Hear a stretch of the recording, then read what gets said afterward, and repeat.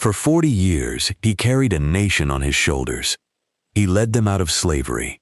He stood between them and Pharaoh's army. He climbed a mountain shaking with fire and smoke to bring back the very words of God. He absorbed their complaints, their rebellions, their endless doubts, again and again, decade after decade, never once giving up on the people God had entrusted to him. And after all of that, after everything he sacrificed to lead them faithfully for almost his entire life, he was told he would not be allowed to enter the one place he had been leading them toward the whole time. One moment, one instant of frustration, born out of decades of exhaustion, cost him the very destination he had given his life to reach.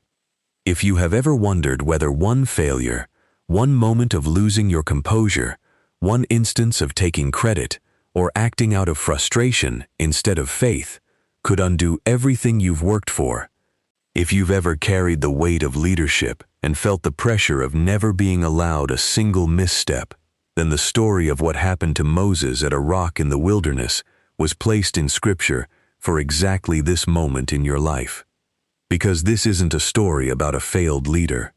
This is Moses, one of the most faithful, most used, most significant leaders in the entire Bible. And the story of what he lost and why he lost it is going to teach you something about leadership, humility, and grace that most people never fully understand until they've faced a costly failure of their own.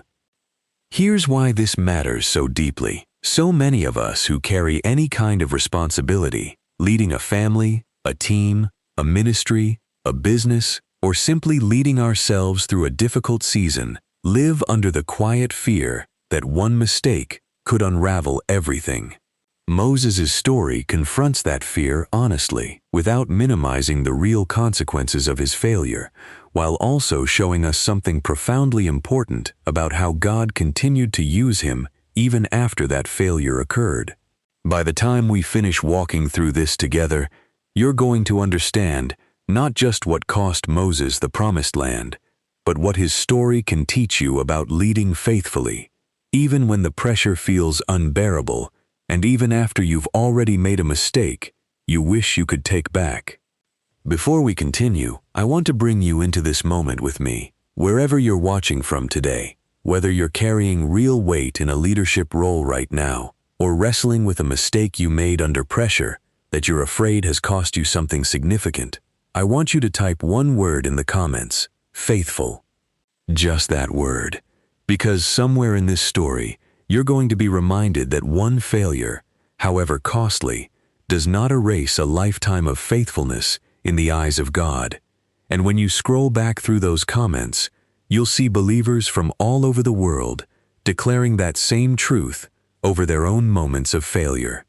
This is exactly why this channel exists. Not to pretend leadership is easy or failure-proof, but to walk honestly through the moments Scripture doesn't hide from us, so we can learn what real faithfulness looks like, even under real pressure. If that kind of honest encouragement matters to you, consider subscribing, not to grow a number, but to keep building a community of people determined to lead and live with humility, even when it's hard. Now let's step into the moment itself, because the build-up to this failure reveals just how much pressure Moses had actually been carrying. Numbers chapter 20 finds the Israelites once again without water, and once again, the people turn on Moses and Aaron with bitter complaints, even wishing aloud that they had died alongside their fellow rebels rather than facing this hardship in the wilderness. This is far from the first time this exact scenario has played out.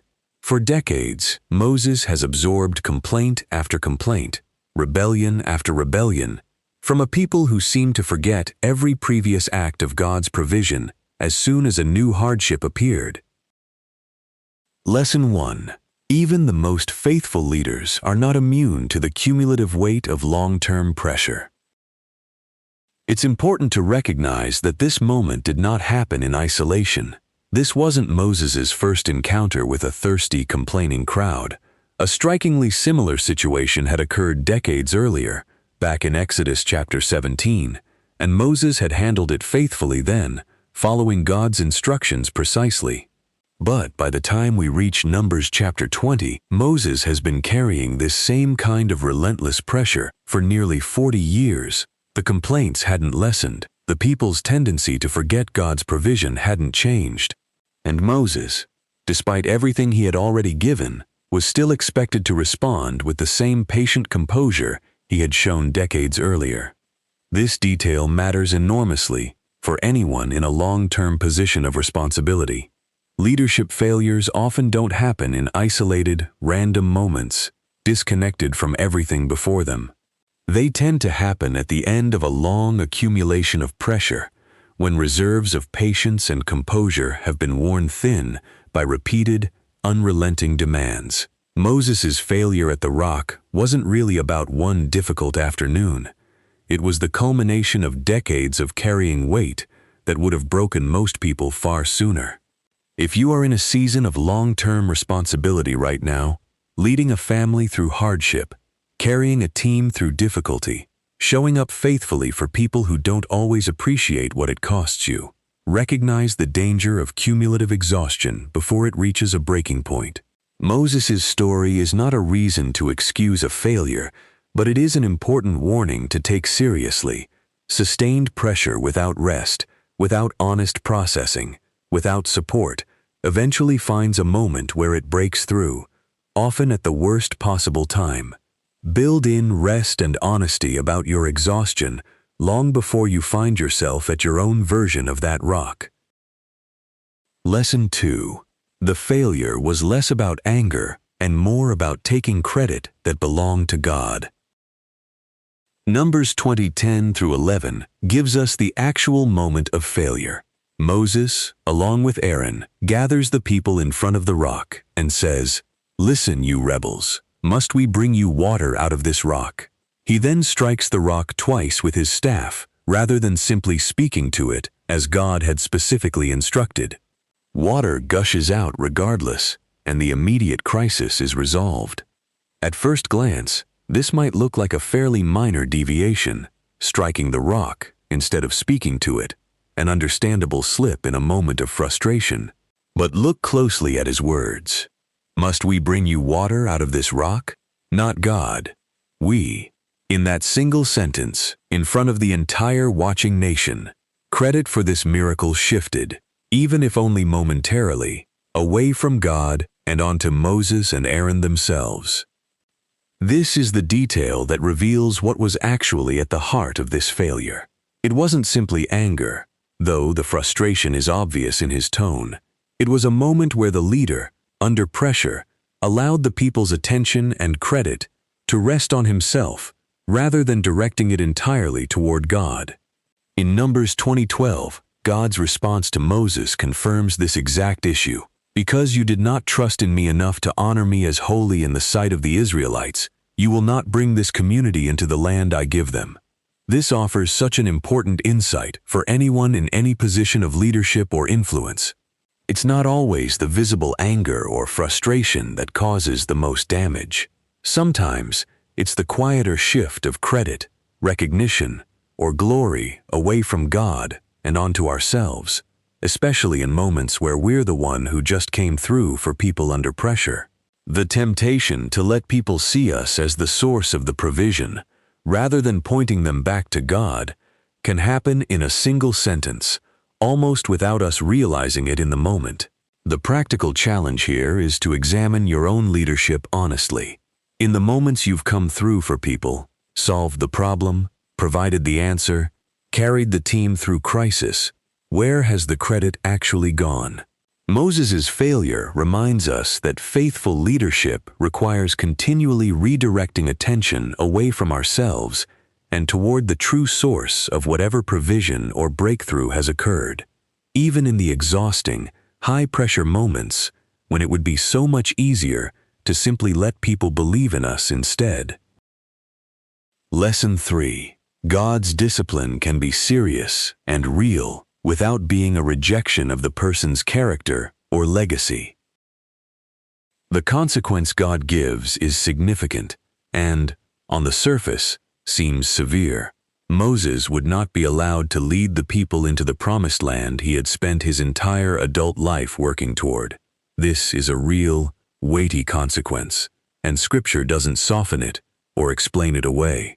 But it's important to notice what this consequence is not. It is not a rejection of who Moses was as a person, nor a erasure of his legacy as a leader. Throughout the rest of Scripture, Moses continues to be honored as one of the greatest prophets who ever lived. Deuteronomy 34:10 tells us that no prophet since has risen in Israel like Moses, whom the Lord knew face to face. Centuries later, Moses appears alongside Elijah at the transfiguration of Jesus, standing in the presence of Christ himself.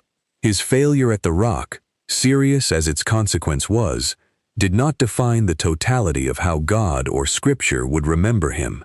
This is such an important distinction for anyone wrestling with a costly mistake of their own. Consequences can be real, and they can be significant, without meaning that your entire identity or legacy has been reduced to that single failure. Moses lost something specific and meaningful because of what happened at that rock. He did not lose his place in the ongoing story of what God was doing, nor his honored legacy as a man who walked closely with God for his entire life. Discipline and disqualification are not the same thing, and Moses' story shows us clearly that God can hold both truths at once: real consequences for real failures, alongside a legacy that remains honored and secure. If you're carrying guilt over a costly mistake, understand that the specific consequence you're facing, however painful, does not have to become the entire story of who you are. Let it be a real consequence. Let it also not be a permanent verdict on your worth or your legacy. Lesson 4. How a leader responds after failure often matters as much as the failure itself. What Moses does after receiving this consequence reveals something crucial about faithful leadership under disappointment. Deuteronomy 3:23-27 tells us that Moses pleaded with God to reconsider, asking to be allowed to cross over and see the good land beyond the Jordan. And God's answer remains firm. Moses would not enter, though he would be permitted to see the land from a distance atop Mount Nebo. What's remarkable is what happens next. Moses does not abandon his responsibilities in bitterness. He does not withdraw from leading the people simply because his own personal reward had been withheld. Instead, he continues faithfully preparing the nation for the transition ahead, publicly commissioning Joshua as his successor, delivering the extended teaching and encouragement recorded throughout the book of Deuteronomy, and continuing to shepherd the people right up until his final days. This is such a profound picture of what mature, faithful leadership looks like, even after a painful personal disappointment. Moses had every reason to disengage, to grow bitter, to quietly check out once he learned he wouldn't receive the reward he had worked his entire life toward.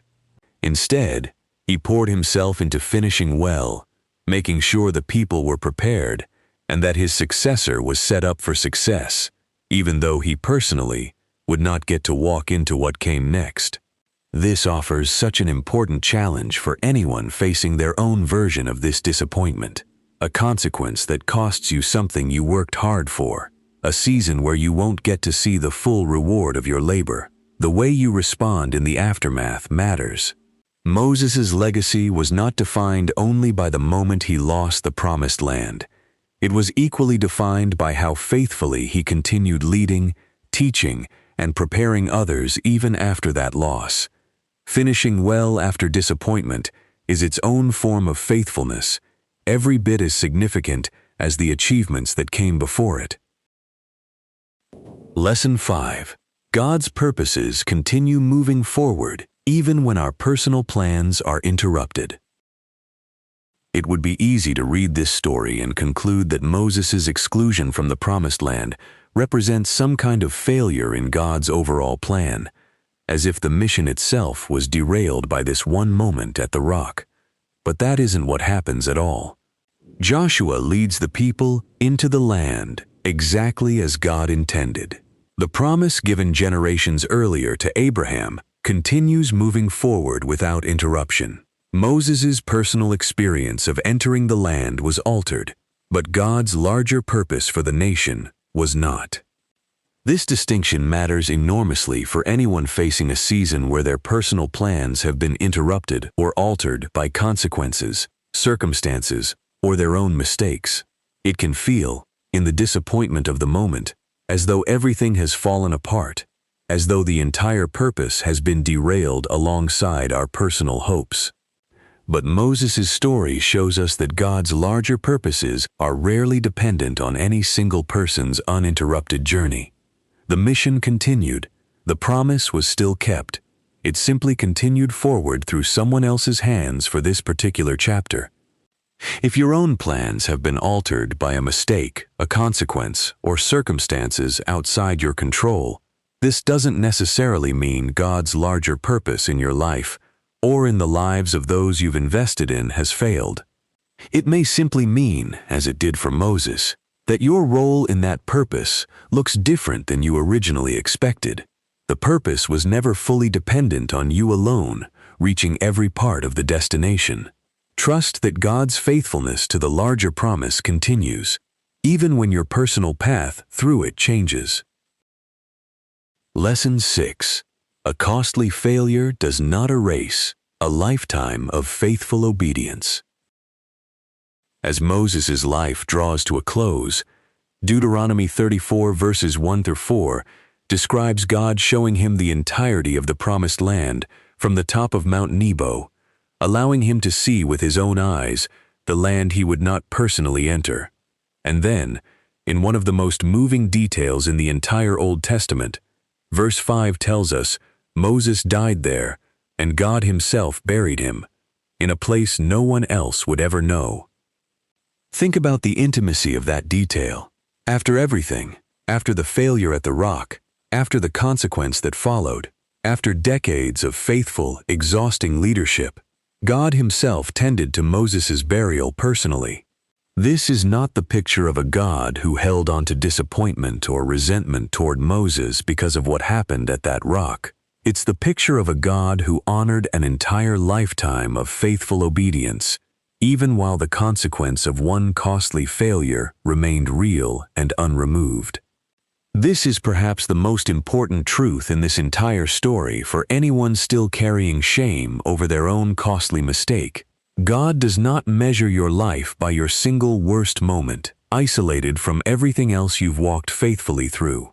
He sees the whole story, the decades of obedience, the moments of failure, the way you responded afterward, and he holds all of it together with a depth of understanding and grace that we often struggle to extend toward ourselves. Moses' failure was real. His consequence was real.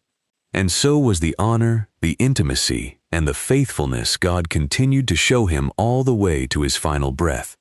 There is something so deeply important about walking through this entire story honestly, without softening the real weight of what Moses lost. His failure at the rock was serious, and its consequence was significant and lasting. And yet his story does not end in disgrace. It ends with God himself showing him the land, God himself burying him, and Scripture itself honoring him as one of the greatest leaders who ever lived. That is the invitation sitting at the center of this story for you today. If you are carrying the weight of long-term responsibility, feeling the cumulative pressure of showing up faithfully year after year, know that this pressure is real, and tend to it honestly before it reaches its own breaking point. And if you're already living with the consequence of a costly mistake made under that pressure, let Moses' story remind you that a single failure, however serious, does not erase the faithfulness that came before it, nor does it disqualify you from finishing well in what comes after. Lead faithfully in the aftermath. Trust that God's larger purposes continue moving forward, and trust that he sees your whole story, not just your worst moment within it. Moses never walked into the promised land, but he walked faithfully with God every step of the way to get there. Let that be enough of a legacy for you too. If this encouraged you today, I'd love for you to like this video, and if stories like this speak to where you are, consider subscribing, so we can keep walking through Scripture together. Thank you for watching, and I'll see you in the next lesson.